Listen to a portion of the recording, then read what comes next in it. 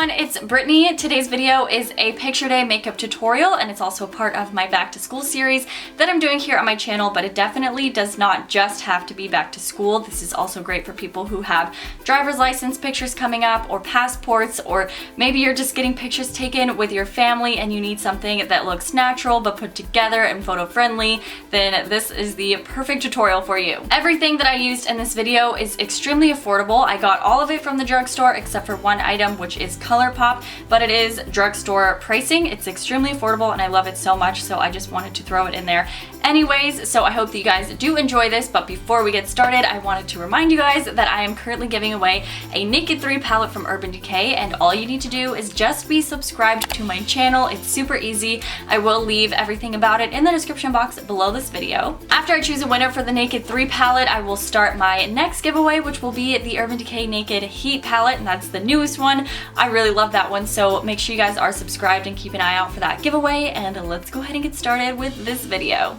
My first step for picture day is to color correct, and this is going to minimize the amount of product that you need, like concealers and foundations. And I'm using a new product called MasterCamo from Maybelline, and I'm using the pink color correcting pen. But if you have darker skin or very dark circles, I recommend using the orange color correcting pen because it will cancel out any blue hues.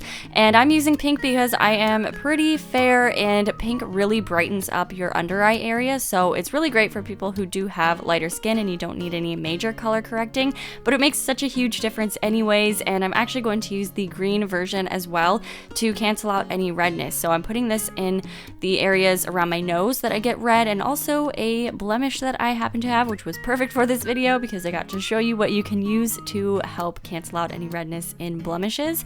And basically put any green around any areas that you do have redness that you want to conceal, and try not to put too much. Definitely blend this out, but look at the difference. It's already so much better. For foundation, I'm using my favorite foundation from the drugstore, and this is the Covergirl Clean Sensitive Skin Formula. I love sensitive skin formulas because I really don't like scented things, and this is so perfect. I actually mixed it with warm beige as well, and it is literally the perfect color. It blended in so well, so I definitely recommend trying different combinations just to make sure that you get the perfect color that matches extremely well. And make sure to blend this down your neck so that you don't have any weird lines where you didn't blend out your foundation. Next, I'm going to conceal with the Rimmel Wake Me Up concealer. This one I definitely recommend only using on your under eye area, and I'm using just a shade lighter than my skin tone because I don't want my under eyes to be so bright that it looks like I have white circles around my eyes, especially for photography. It looks really weird. If you do have actual blemishes to conceal that your foundation didn't cover, just use a concealer that's the exact same color as your skin. You don't want to use the same one that you used under your eyes. And I definitely think powdering is a very important step. I'm using one from Covergirl, and I'm basically powdering my entire face, and I do really like this one. It doesn't look cakey. And for your eyebrows, I definitely recommend not trying any crazy new shapes or styles. Just go with what you know. This is exactly how I fill in my eyebrows for any occasion and on an everyday basis. It is very simple. I do have an eyebrow routine that I will link up in the corner if you guys want to check it out. And then I will always set them in place with my Essence Lash and Brow Gel. This is one of my holy grail products. It is amazing, works just as well as any other high-end brow setting stuff. And moving on to eyeshadow, I'm going to use the Essence I Heart color eyeshadow base, and I'm blending this out with an SL Miss Glam beauty sponge, which I have been using. I love it. It's great. And then I'm going to use my Revolution or Makeup Revolution eyeshadow palette, and I'm taking this medium cool toned brown, and this is going right into my crease and slightly in the outer corner. And I chose a cool toned brown because it acts as an actual shadow, so it looks a bit more realistic and it's not going to come off as a weird color on camera.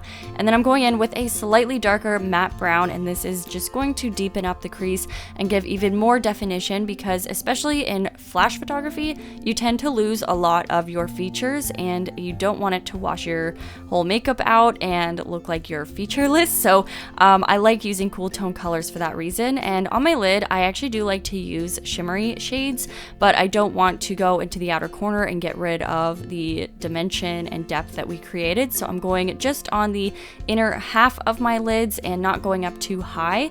And then to slightly highlight the very center of my lids on top, I'm going to use a lighter shimmery shadow, and this is going to add even more dimension. It's going to bring the center of your lids forward, and I'm also going to use this on my inner corners as a little highlight pop to brighten up the eyes even more. I also suggest adding some dimension to your bottom lash line as well, so I'm going to take some of the darker cool matte brown and put it just along my lower lash line very softly to keep the definition in my eyes. And also for eyeliner, I really don't like to do thick eyeliner for photography because it can close off your lid space and make you look tired or sleepy, and you won't see your lashes, so I like to use a very thin line of black eyeshadow. And then for mascara, go ahead and use whatever one you want. This is probably my favorite drugstore mascara that I've ever used. I love how it does separate your lashes, but it still gives good volume, so you have very good lash definition, and I feel like that looks really good in photography too. But of course, if you have a favorite one or a favorite of any of these products, by all means, use what you know so that you're comfortable on the day of getting your picture taken. I also never fail to get mascara on my lids, and if you just let it dry, you can really easily wipe it away with a Q-tip and it saves your makeup.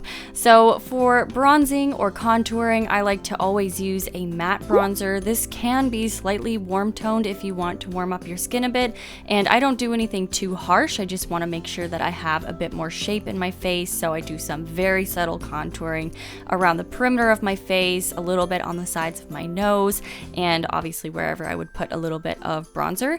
And for blush, I'm using one from ColourPop. This is a sort of sheen, satiny, I guess, finish, and I love this one. It is a cream product, but it works really well over top of the powder, so I really suggest trying out the ColourPop blushes. And you can definitely use a highlighter. I suggest doing this very subtly as well because it can look kind of weird in flash photography, but it does give a really nice glow to your skin so that you're not totally flat. And for lips, I also suggest finding a color that is very close to your natural lip color but slightly darker. It shows up really well in photography, especially if it's black and white.